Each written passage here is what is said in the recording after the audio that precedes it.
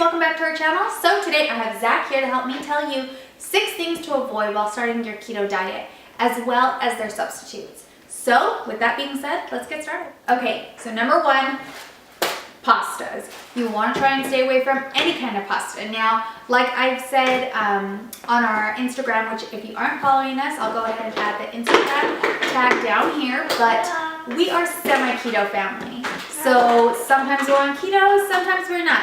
That's why I love pasta. However, I suggest that you stay away from any type of pasta.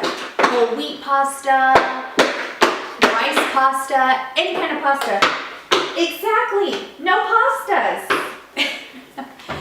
Instead, I highly suggest you use veggie noodles. Now, I don't have any veggie noodles right now, but we normally just get a zucchini, hook up my vegetable chingadera. What is it called? Mixer, grinder, Slicer, vegetable slicer, and we make some veggie noodles. But because we don't have any zucchinis right now, I don't have any vegetable noodles. So we'll insert a picture here of veggie noodles. Okay, so number 2 is sugar. Now, I didn't realize how much sugar we actually used in our house until we started on our keto journey. But yeah, I needed to find a substitute and a good one. So we tried a couple different things, and the best thing we found was erythritol. Now, erythritol, I find all this stuff on Amazon, and I'll leave the links down below, but it looks like regular sugar. Hey, where are you going? You're talking about erythritol? Erythritol. It's great. Now, it's not a 1-to-1 ratio, so you do still have to look. I normally use this when I'm making cheesecakes or fat bombs, so it's really to taste and how sweet I want it. And they even have powdered sugar, so it's kind of nice that we can do some different kinds of treats. We can do different kinds of treats and have different options on just the regular coarse grain, or I guess regular grained erythritol, and powdered sugar or powdered erythritol. Anyhow, I'll leave them both, the links to them both down below. Okay, so number 3, corn oil.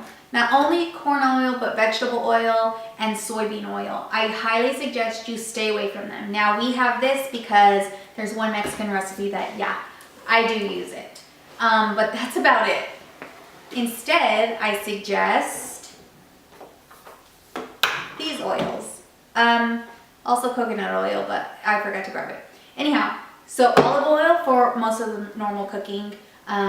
Things like, I don't know, eggs, veggies, anything you're gonna saute, I would use olive oil or butter.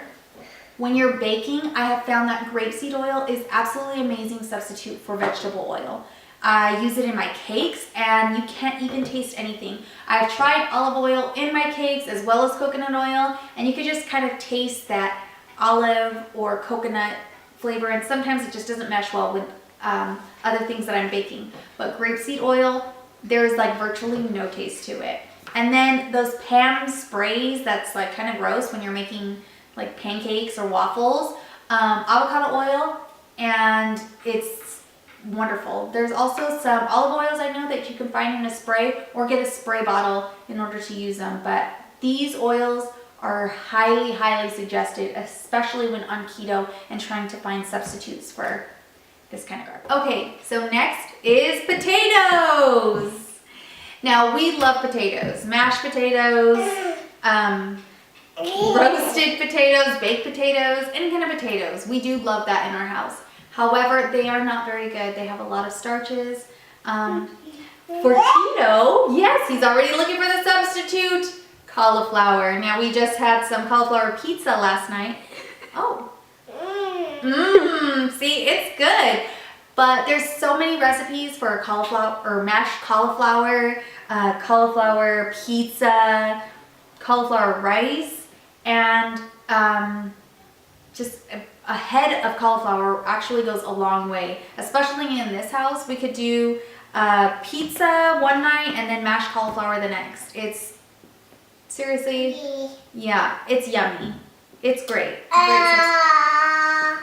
Okay, so number 5 is flour, all-purpose flour. Now I do a lot of baking in this house. Oh yes. Oh, thank you. But it is not good for our keto diet. Now I do a lot of baking here, and I like to give things away, and most of the time that's what I'm doing is just baking and then giving it away to somebody else. However, it's not good for your keto diet.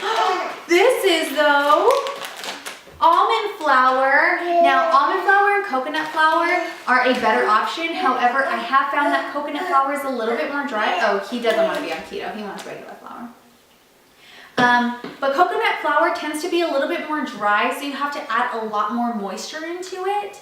Almond flour, it's not a 1-to-1 ratio, and you can actually, anyhow, the conversion is, oh my goodness, I think it's like 1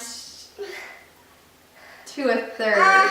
I'm not quite sure. However, I'm so confused right now. I'm so confused. He's got half. Almond flour instead of all-purpose flour. He's got half of it on his hand. Thank you. All right, last but not least, crackers. Not only just crackers, but like croutons and other things for a salad. These are not very good. These are, I mean, they're good. Yeah, there you go. Anyhow, crackers are not good for keto, and neither are croutons or chips or anything like that. Now, normally we have the substitute, but my husband just finished off the bag, so I really don't have anything. But they are cheese crisps or cheese wisps or whatever. Normally you can find them at Sam's Club, Costco, even at the local grocery store they have them. Yes, but they're basically just cheese crackers. You can actually make cheese crackers on your own. Just get a little bit of shredded cheese, pop them in the oven, bake them for a few minutes until they're nice and crispy. Now there is oils, natural oils and cheeses, so you do have to be mindful of that and know that it is going to seep out. But really, just line your baking sheet with some parchment paper and you are good to go. Is that good? All right, guys, there you have it. 6 things to avoid when starting your keto diet. Now, if you like this kind of content, go ahead and give us a thumbs up. And don't forget to subscribe. Don't forget to click. I keep saying don't. You gotta say and subscribe because it throws me off track. Now, if you like this kind of content, give us a thumbs up. And don't forget to click that notification button. Oh my Lanta. Hit the subscribe button if you're not already. And click the notification button so you get notified every time we post a video. And it's just, you know, one more tap. Like, why wouldn't you want to do that? Why wouldn't you want to do that? All right. Why wouldn't you? That's it. If you're not already, follow us on Instagram. I have lots of different recipes that we'll be uploading on there. And that's it. Plus, you get to look at these guys. Go. Bye!